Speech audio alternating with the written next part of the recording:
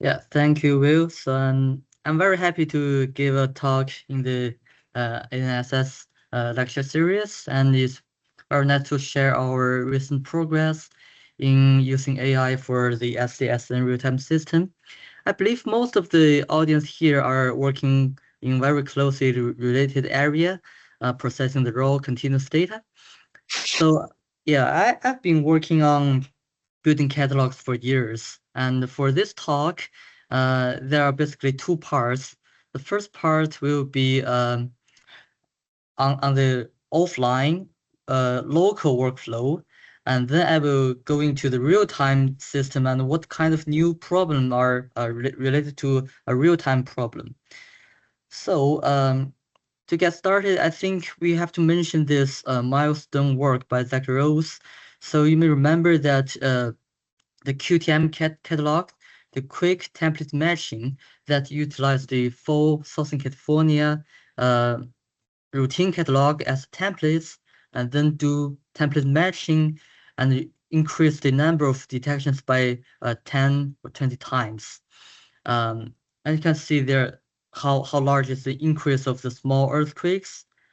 And if you utilize this kind of earthquake to a small seismic sequence, you may find some missed foreshocks, and and they further do some systematic statistics and find that using the enhanced catalog QTM, they can detect like much more foreshock sequences that are not known before. So obviously, with enhanced catalog, there potentially can find some new science.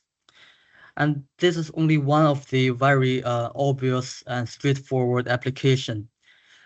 So I think over the years, people have converged into like adopting AI machine learning algorithm to enhance the cataloging technique. Excuse me, Uh, Eugene. oh, Are you advancing the slides? We can't see the slides advance. oh, really? So I think that that's one of the technical issues. Yes, Maybe I sorry. should control that here, right? Now we can see it, yeah. Now it works. Yeah. So are you looking at the presenter mode where it's a full screen? Yes. It's And a full now, screen, right? yep, and it just advanced into your second slide right now. Okay, so now you're looking at a full screen. That's great. Yep. Yeah. Yeah, sounds good. Yeah, so you can see the missed foreshocks and the new statistics for the foreshock sequences. That's only one example to show the benefit you can get from an enhanced catalog. So now we're talking about the technique of building. Oh wait, there are some messages in the chat. I Uh, think we're okay now. okay, we are good. Yeah, okay, sounds good.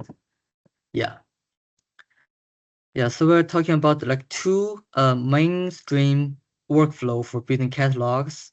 Um, the first one starts from phase picking on all the stations. Then we associate those picks on stations into event information, and then using that phase file we can locate them with the travel time theory. Um, and that workflow has been advanced over the recent years because of the new AI-based phase picker, because they can detect small earthquakes in a much more accuracy. And then the second kind of workflow is the match filter, which we just mentioned. When we have some pre-detected template, we can perform cross-correlation over the continuous data, and then the similar events can be detected. And some tests even shows that the template matching can realize an even higher detection accuracy compared to AI face pickers. But the major disadvantage is the efficiency, especially when we work on like decades of data over hundreds of stations. It is expensive to perform cross correlation.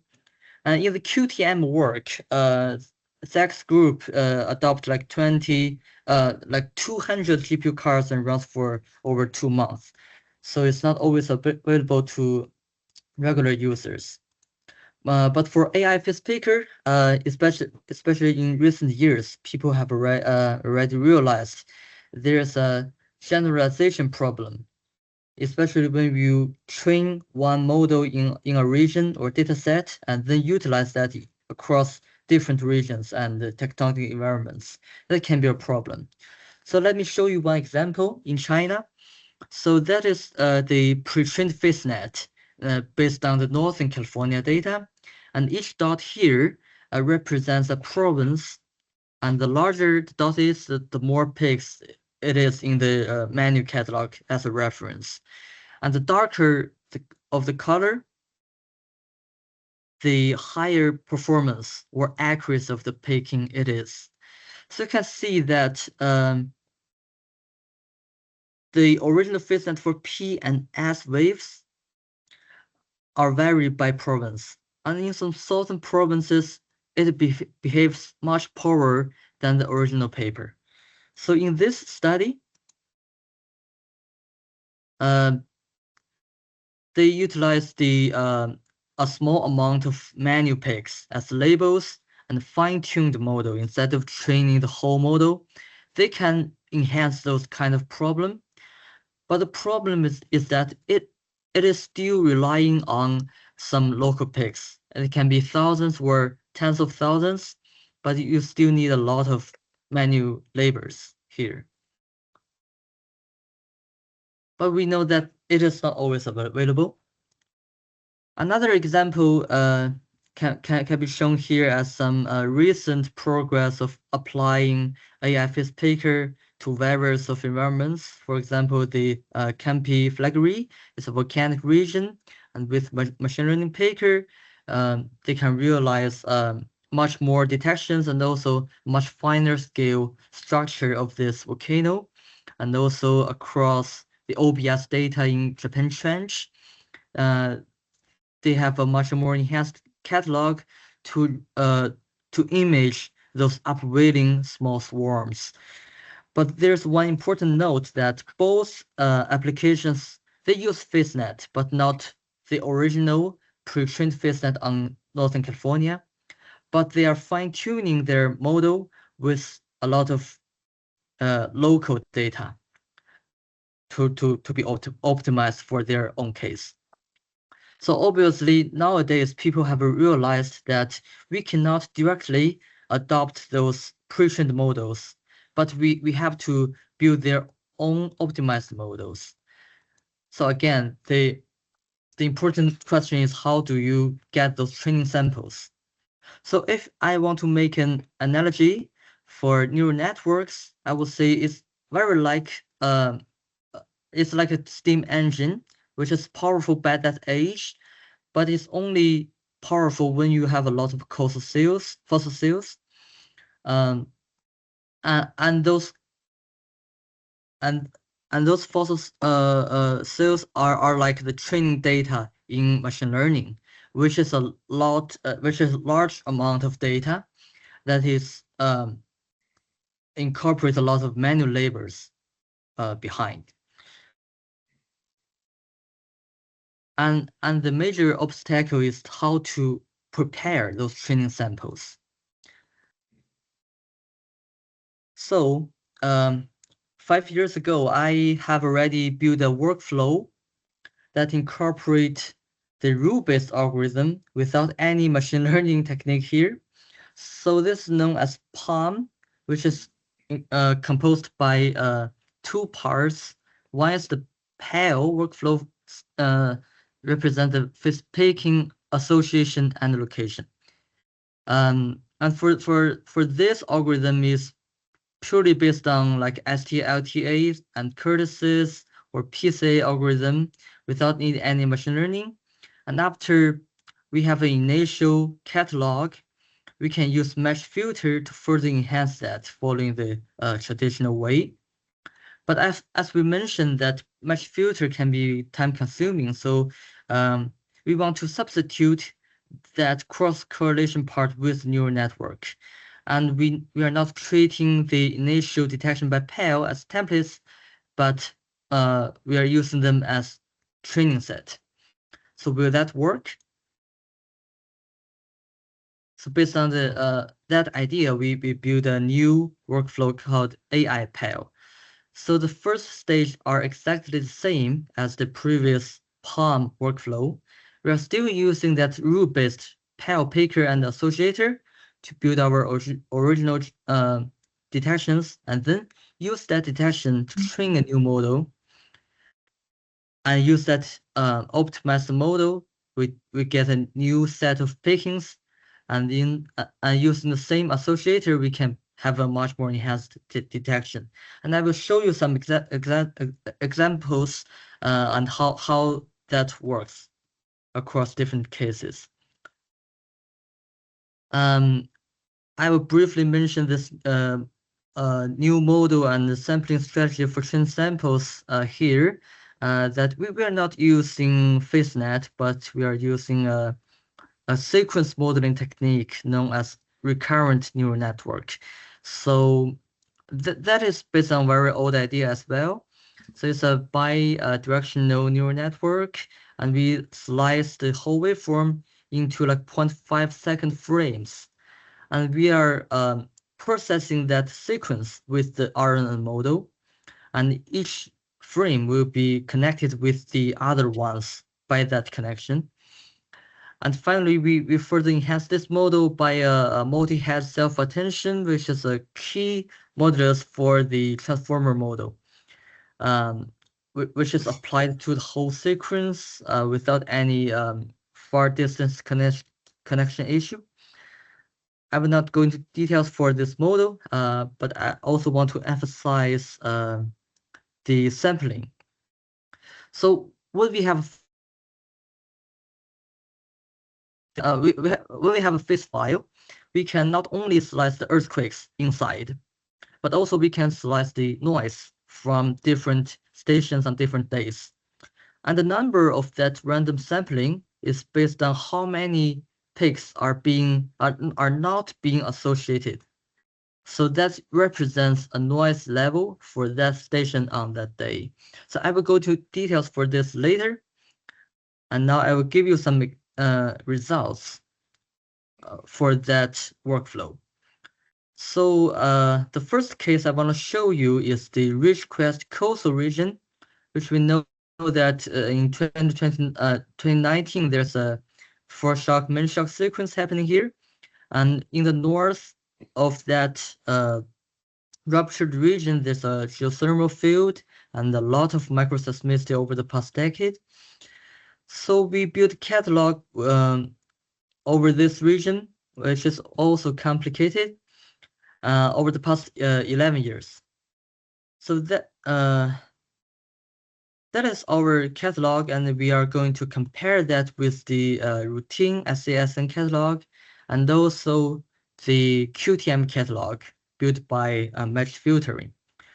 So we are showing you here the frequency magnitude distribution, the FMD, and the triangles are the non-cumulative distribution, the number for different magnitude being, and the dots are the cumulative number. So we know that for the complete part of a catalog, we are expecting to see a linear distribution under this log linear plot. And the farther it goes, the smaller the MC you got. So as a comparison, you can see that for the aftershocks, we are realizing a much more smaller MC, the magnitude of completeness, and also we are realizing a much more linear distribution for the most portion of this distribution. And for the SCSN and QTM catalog, you can see a trend of deviation after like magnitude 3.5 or so because of the change of magnitude scaling. And for our workflow, we are calculating ML for all the events. So it's behaving more linear. And the same story happens for the pre-seismic period. We also have more detection compared to a QTM, and also like 5 times increase compared to SCSN routine catalog. So when we compare the magnitude time sequence, we can further inspect whether the detection is stable over time. So when we make this kind of plot, we can see that there are many gaps within the SCSN catalog, like here. It is more complete over a short period after like a moderate earthquake, because there are some manual labors for rapid response for that. But you can see that even after match filter, those gaps are still here. Yeah, so you can see those kind of gaps.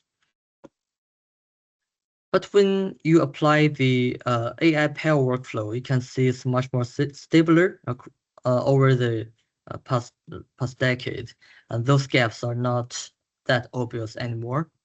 So it means that the AI picker behaves more is more generalized compared to match filter, because for cross correlation, if the two waveforms are not similar, it's not similar. It's not focusing on the like the statistical features like AI do. So that is on the Southern California, and we also adopt another case in Eastern Anatolian fault zone in Turkey. So for this one, it's a much larger region to work with, and the stations are much more sparse. We work from 2020 to 2023, 3 months of aftershock following the 2023 doublet, but for the whole Eastern Anatolian fault zone. So now we are adopting a kind of different metrics to evaluate. So this is basically 3 parts of evaluation. So firstly, we count the number of peaks being associated. So you can see that the initial peaks by PAL or FISNet or the optimized SAR picker, they are realizing a kind of similar number of peaks in the Ridgecrest case. And after association, you can see that the AI-based workflow, they are realizing much more number of associated peaks. So once a peak is being associated into events, they are considered as more accurate, because associations were based on the location and time. It's a very strict criteria. So usually, if they're not associated, is kind of a false detection. We can see that for this case, like almost 90% of peaks are not that reliable, whatever model you're using, FISNet or the SAR model, but they are being much more accurate than the STLTA algorithm, which only realized 4% of FIS being associated. So you may notice that we are doing a combination of different pickers and associators. So we're also incorporating gamma, which you may know that is another association algorithm.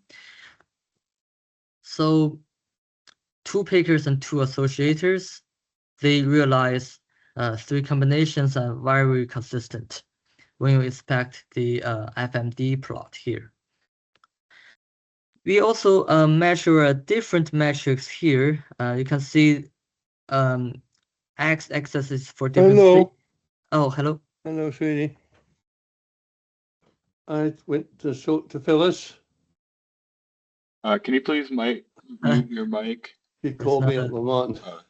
Another question. Here, I got it. I muted it. Yeah. Yeah. So here we are counting the number of unassociated peaks across different stations, and we are using PAL as a reference because we know that based on this result, the STLT tends to generate much more false positives. So if your AI picker are giving a lot more peaks being unassociated, that probably means that it's not working well on that station. And for this case in Ridgecrest, I would say most stations are working well, except for a few stations that like FaceNet is giving like 2 or 3 times more false picks, but overall it's still good. But when we move on to the Turkey dataset in Eastern Anatolian Fault Zone, the story is different. So now we see the number of associated picks.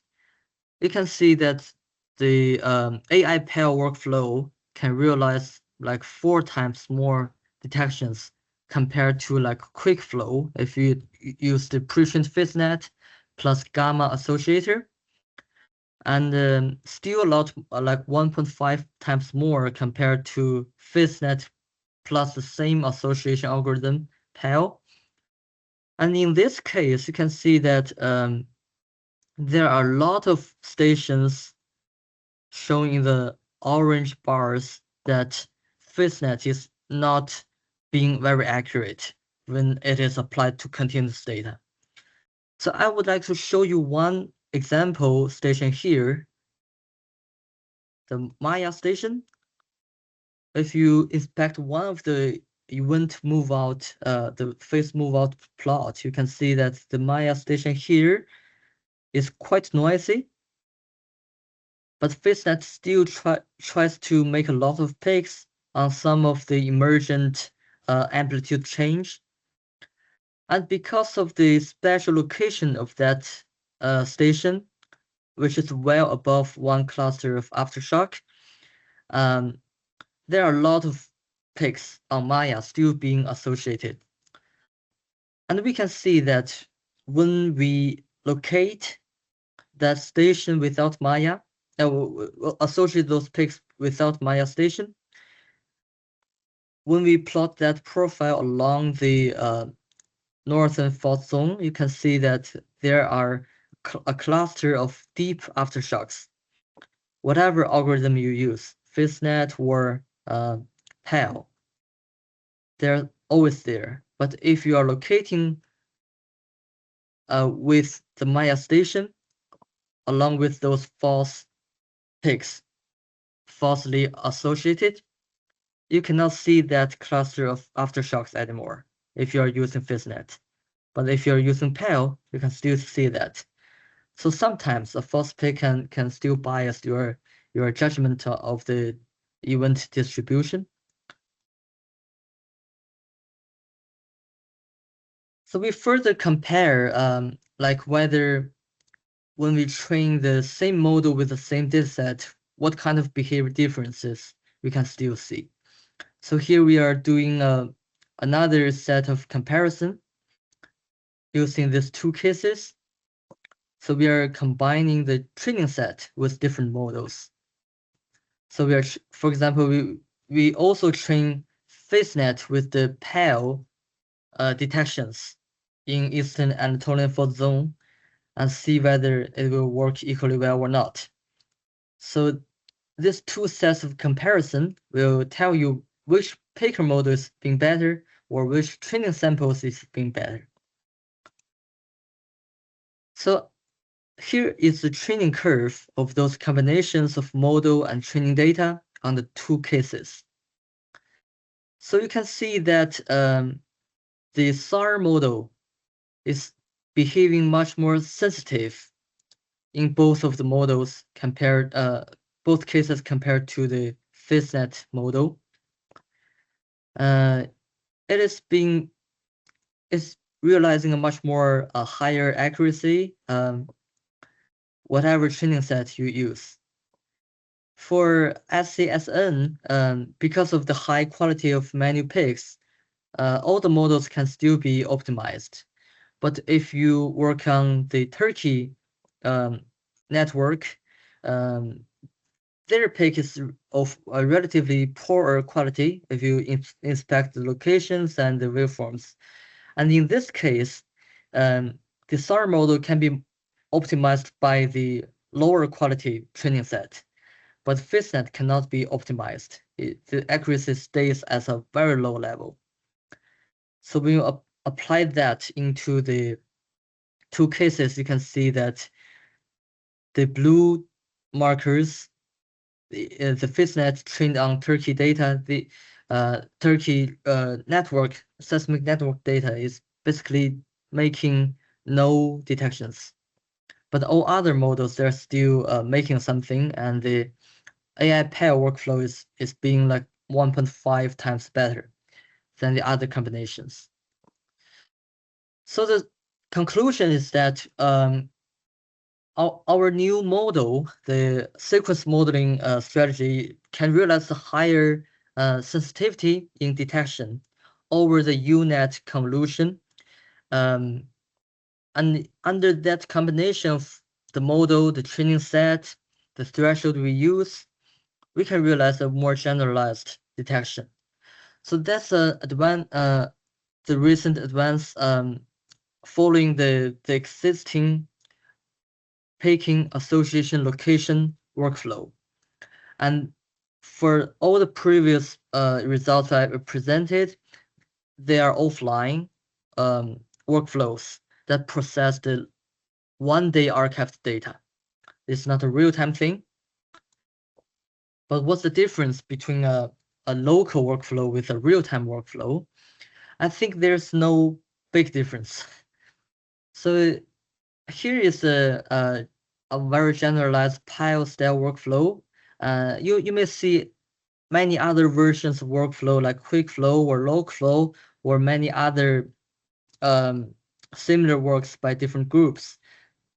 We are following a very similar strategy. We start from picking the peaks on all stations, then we associate, and then we allocate. The only difference is what kind of algorithm we use in each stage. And we also know that there are some problems in each step. Like when we do phase picking, we always find that the majority of picks are not being associated. And even with AI phase picker, it is still making a lot of false picks. But it's not a big problem because we know association can give you a very strong filtering for those false picks. And we want to make a balance between the detection completeness over the accuracy. We have to make those kind of false picks. But here's the difference, that for an offline workflow, for different cases, usually we will spend a lot of time to tune the velocity model or the location relocation parameters to finally evaluate the location error we have in the specific case we work on. But for the real-time workflow, the location is not a big problem because we only set up that system in a specific case. We know the station, the network is quite stable. We know which one is more reliable and how to optimize those parameters. The only difference here is that we are not processing one-day segments anymore, but we are striving to go to like 1 hour segments or even 10 minutes, 1 minute segment. So the efficiency is kind of more important here. And after we, but actually after we work on this problem, I found that the efficiency is also not a problem. So I can tell you that in our current experiment environment, we are using a quite old GPU. It's a GTX 1016, so it's like a 6 or 7 years old GPU card. So we are not trying to use a very modernized infrastructure. And on that machine, we can process an 1 hour data segment in 2 minutes. With the SAR or FaceNet model, we can do that in a very short time. So the efficiency is also not a problem. But what is the problem I found for now is that when we are going from the version 0 to version 1, I think one major challenge is how to make your detection accurate. Because for a real-time system, there's no room for manual inspections to filter out those false detections. We have to make sure the whole system give a very highly accurate result directly. at only one click. So here we want to solve two other problems. Like how do we further enhance the accuracy for the initial picking while maintaining those high detection ability, and how to solve some problem after association. Like we know that even an event is being detected, there can be still stations being missed. And also, even association is powerful. Like in the Turkey case, we can still see that if you have some special station location and some special data error, you will still get a biased catalog. So we want to further avoid those kind of false detections. So our current effort is not to incorporate those location part, but to add a post-processing modulus for this whole workflow. So here the major idea is that we are not only relying on one phase picker.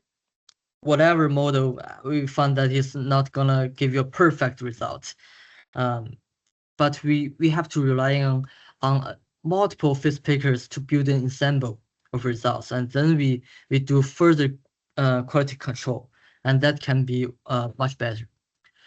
So I will go into details for that part. So with the help of the recent coding agent, it's very easy to build a lot of new models. So we know that those published pickers, including my self-attention RNN or FaceNet, they're like a very lightweight model. If you count the number of trainable parameters, they're mostly within 1 million. But for modern AI models, typically over 10 million or even larger. So now for the current stage, I have built like 2 sets of models.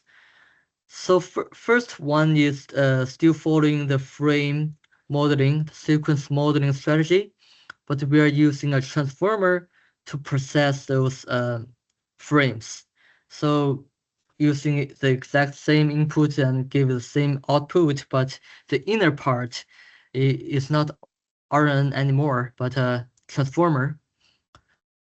And the second set of model is a modernized residue unit. So for each block, it's not only one layer of convolution, but residue blocks, but 2 residue blocks, and each block there are like 2 layers of convolution. So the modernized model are being much more larger than the legacy model, which are kind of small.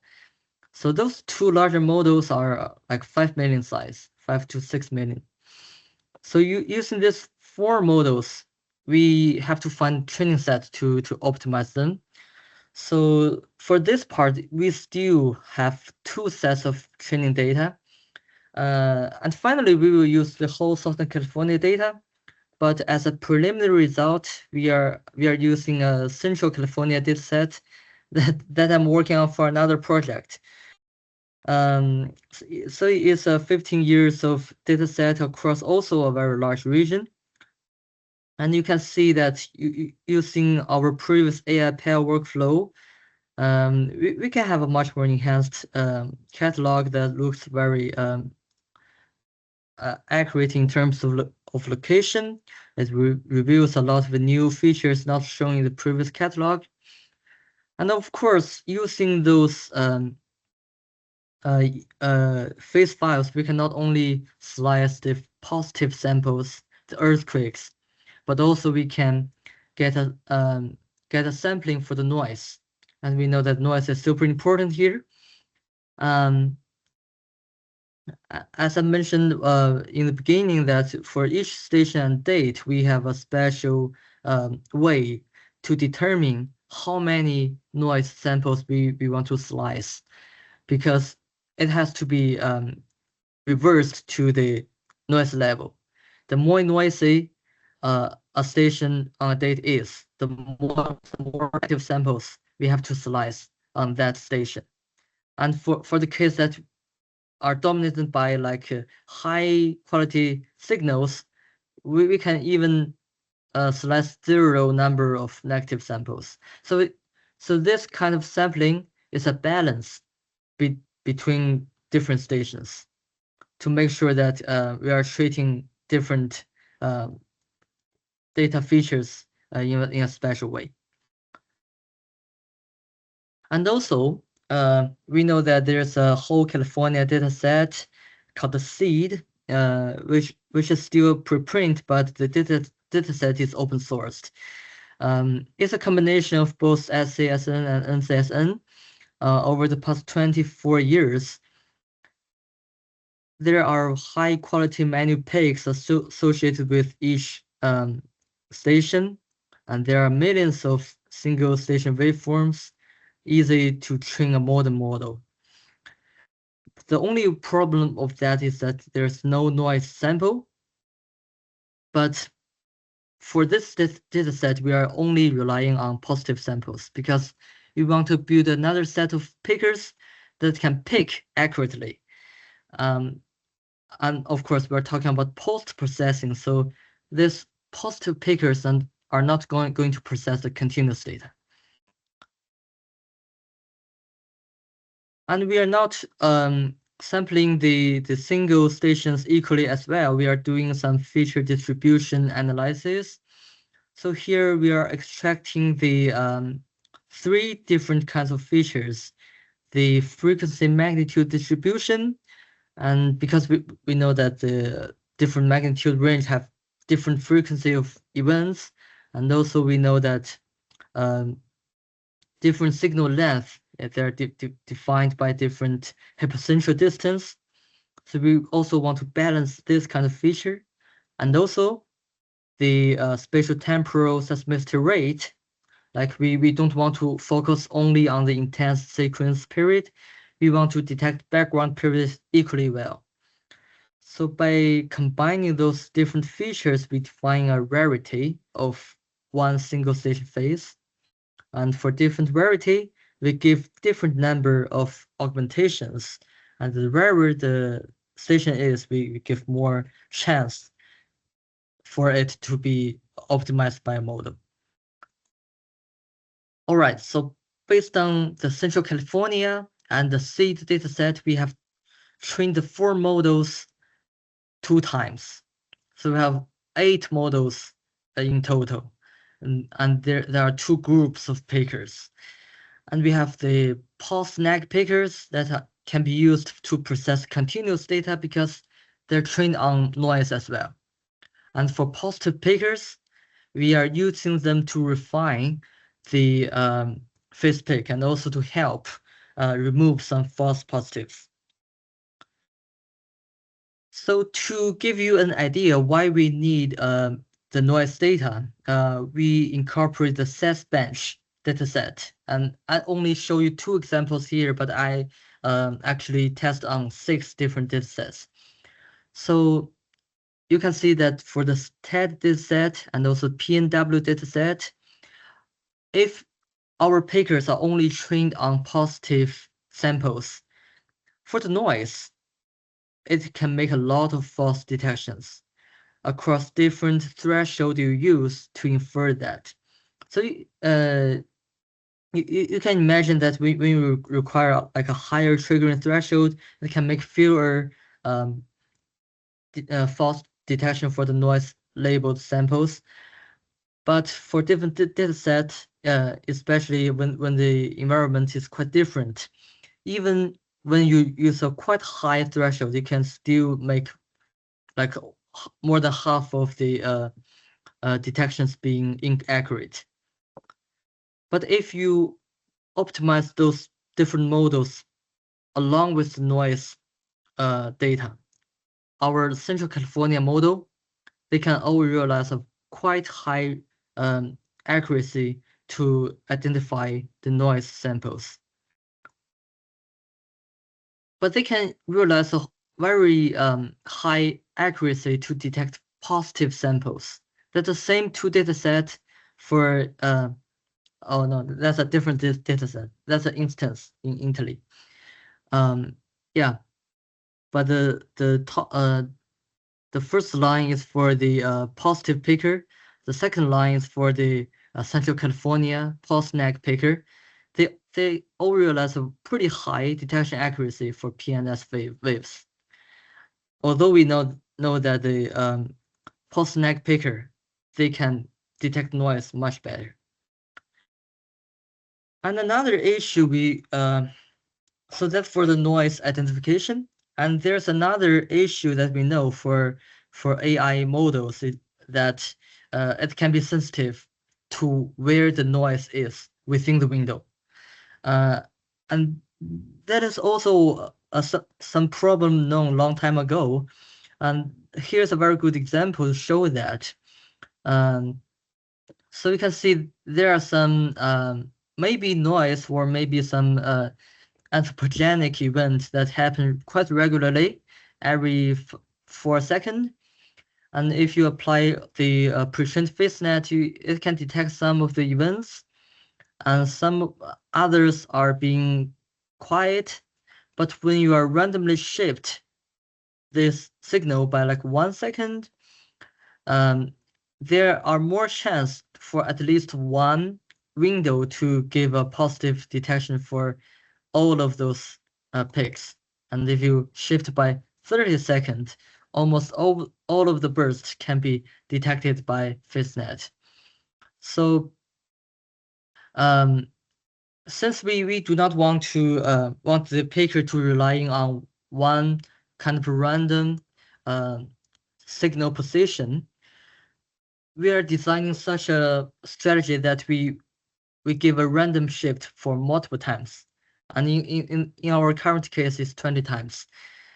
And we require at least 20% of those windows to give a prediction probability larger than 0.3. So that's a requirement for one single picker. And since we already have an ensemble of picker group, we require at least 2 pickers to make that positive prediction. And also for each station, we need both groups to give that positive prediction. So based on that, our current inspection is being quite accurate for me. And of course, yeah, after this repicking, we also do reassociation, and that's the final event detection. So I do not have a more systematic plot to show you the performance now, but I would like to stop here as a final slide, which is a very small event in our real-time data flow. And you can see in the initial detection, the picker only find those near source stations, but with that post-processing, we can supplement those relatively far away stations, but not including any additional false detections. So that's our current progress for the real-time system. And I'm looking forward to any questions you have.